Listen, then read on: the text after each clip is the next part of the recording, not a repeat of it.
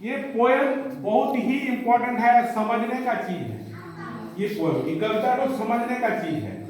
देखिए, आप लोग बच्चा हैं, तो बच्चा धीरे धीरे पृथ्वी पर आए हैं, आप लोग जन्म हुआ है पृथ्वी पर। हाँ, तो धीरे धीरे आप लोगों को शिक्षा मिल रहा है, कुछ पाने का शिक्षा, कुछ अगर आप लोगों को हम दे दें उपहार में, हाँ, तो आप लोगों को बहुत आनंद होता है कि नहीं? अच्छा, कुछ ले ले, कुछ आप लोगों से अगर छीन लेते हैं तो वो क्या होता है, आप लोगों को खोने का एहसास होता है। तो धीरे धीरे बच्चा पाने का आनंद और खोने का जो दुख है इसको समझता है। तो इस बॉल पोएम, ये जो है the ball poem CBSE board का क्लास 10 का है, जॉन बेरीमैन लिखा है। कौन लिखा है? John Berryman. इसमें देखिए, इसमें एक बच्चा, एक तो बॉल उसको मिलता है, वो खेल रहा था बॉल को लेके, हाँ, बहुत आनंद उसको मिल रहा था। हाँ, उसके बाद क्या हुआ, वो बॉल को लेके जहाँ खेल रहा था उस जगह में एक तो हार्बर था। हार्बर मतलब पानी का जो ये रहता है ना, उस जगह पानी में उसका बॉल को गिर गया और वो खो गया। तो देखिए, वो बॉल, एक तो बॉल, आप लोग जानते हैं, एक तो बॉल खो गया तो फिर बॉल खरीदा जा सकता है। एक तो बॉल अगर खो जाता है, एक तो बॉल अगर खो जाता है तो 10 आना, 2 रुपया, जितना भी दाम हो, कम पैसा में और खरीदा जा सकता है। लेकिन एक तो चीज देखिए, यहाँ समझने का चीज, वो जो बॉल हुआ आपका खो गया, आप जो आनंद में थे, पहला बार आपको खोने का एहसास हुआ, उस समय बच्चा जो एकदम क्या हो गया, निश्चल हो गया, उसका आनंद जैसे पूरा उड़ गया, दुनिया का सब कुछ आनंद और कुछ भी नहीं रहा, है ना, ऐसा उसको महसूस हुआ। तो वह ये जिंदगी में वो पहले बार उसको यह सीख मिला, यह सीखना वो शुरू किया कि खोता है आदमी कैसे, है ना, खोने का जो दुख होता है वो कैसा होता है, खोने का दुख। हाँ, तो यही चीज में जो है कविता में, वो तो 10 आना में खरीदा जा सकता है, कवि बोल रहे हैं। लेकिन हम ये बात यहाँ नहीं बोलेंगे। कवि क्या बोल रहे हैं, ये बात हम यहाँ नहीं बोलेंगे कि वो 10 आना में खरीदा जा सकता है। बच्चे का जो अनुभव है, वहाँ बच्चे का जो चिंतन है, वहाँ जो कुछ खोने का उसको तो निराशजनक जो ये है उसको आप समझिए, वो कुछ खोने को धीरे धीरे सीख रहा है। इसी तरह से हम लोग जिंदगी में, हम लोग को सीख मिलता है कुछ पाने का और कुछ खोने का।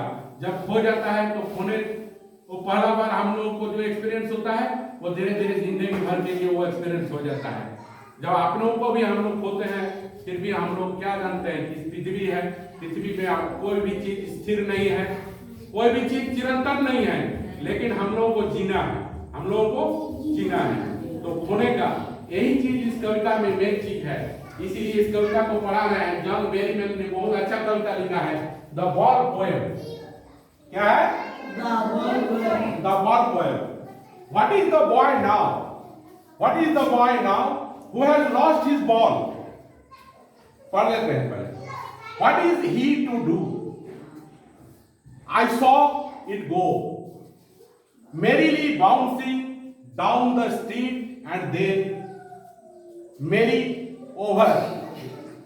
There it is in the water. There it is in the water. No use to say, oh, there are other balls. There are other balls. And ultimate sacking grief fills his heart. The boy's heart fills with grief, ultimate. निराशाजनक, निराश से ये हो गया। As he stands rigid, वो एकदम स्थिर खड़ा हो गया।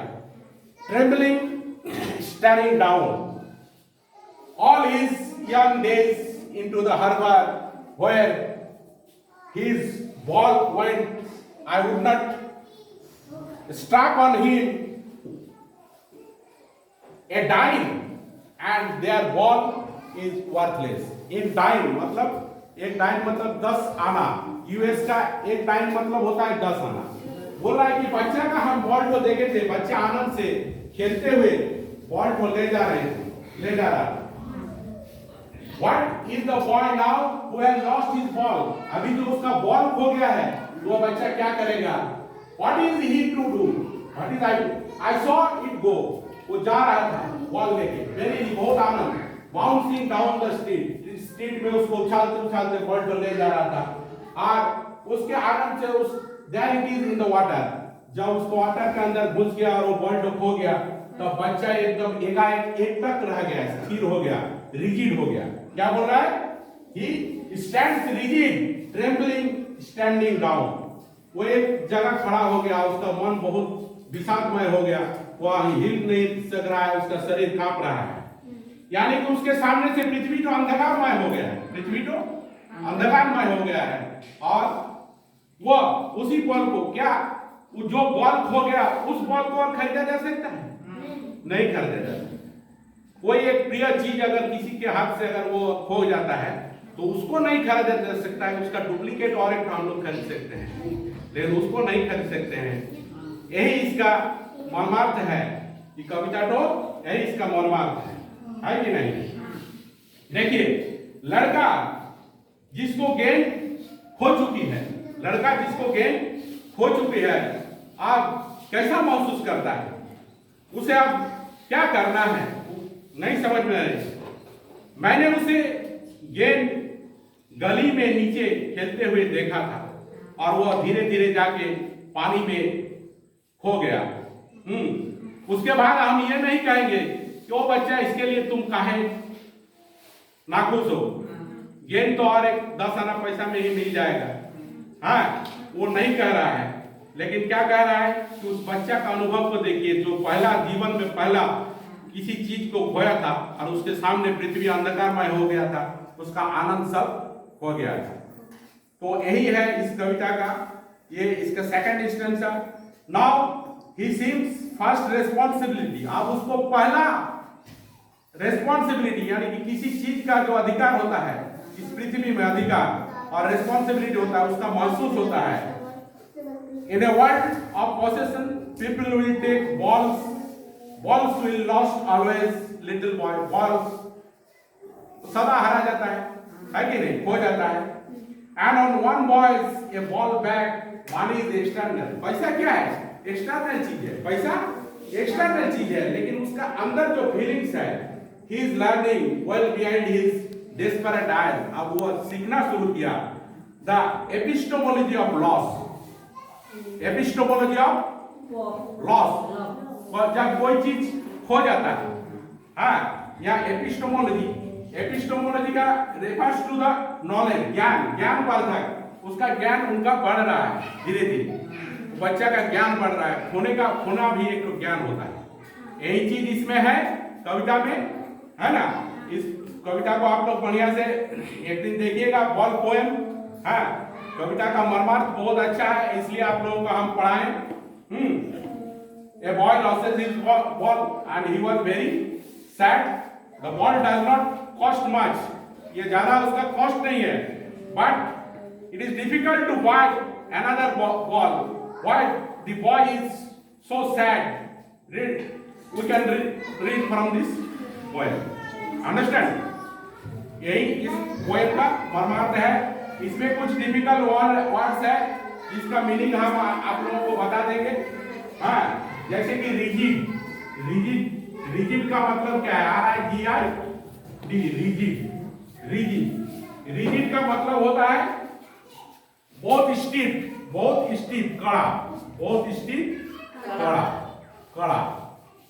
जैसे स्टोन होता है, बहुत रिजिड होता है, स्टोन होता है, बहुत रिजिड होता है।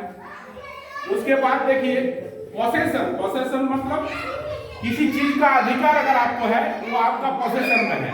अगर ये चीज, ये चौक आपके हाथ में है, तो वो आपके पोसेशन में है, यानी कि आपके अधिकार में है, ये चौक आपका है, इसको पोसेशन कहा जाता है ना? अगर सेकंड ग्रीक मतलब होता है सैडनेस, सेकंड ग्रीक मतलब होता है सैडनेस। ए डाइन मतलब 10 सेंट होता है, 10 सेंट होता है। यूएस में, यूनाइटेड स्टेट्स में 10 सेंट को एक डाइन कहा जाता है ना? तो यही था कविता के मर्मार्थ को आप लोगों को समझ में आ गया।